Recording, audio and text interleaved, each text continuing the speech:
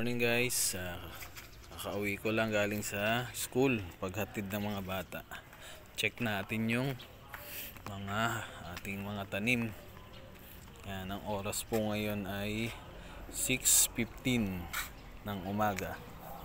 Yan, malago na po yung ating sitaw. Ito po ang palaya, kaso namatay kasi nilipat namin yan, ang palaya Ngayon ko lang na-videohan kung kailan malalaki na. Sayang, dapat pala nung una pa.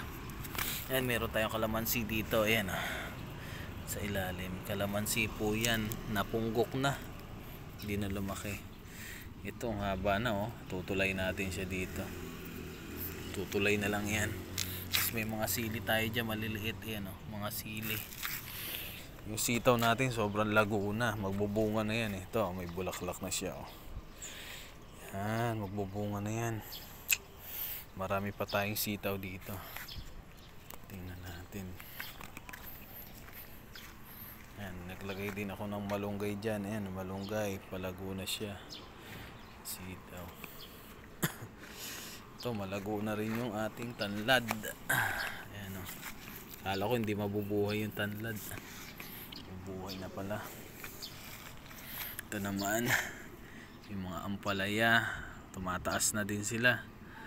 Ayan, tumataas na din mga ampalaya. Ito po basil to, bigay ng kapitbahay. Ayan, bait ng kapitbahay natin. Ang dami nang binigay na halaman sa amin. Sa susunod, pag marami na rin kaming halaman, mamimigay din kami sa kanya kung ano yung wala niya. Ayun yung bahay nila Ayan, ang bahay ng kapitbahay namin. Maraming halaman po yan. Ayan namimigay yan. Ito kalabasa po, tinanim ko. Dalawa lang tumubo. Ayan sana lumago. Ayan, sitaw din po ito. Ayan, malago na rin siya. Kumakalat na sa ating bakuran.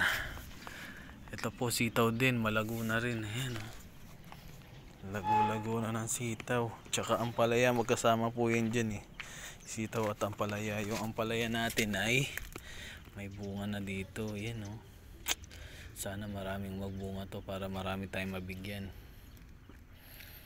Kasi papamigay po natin yan. Yung mga unang bunga niya. Yan, ito na mga alugbati.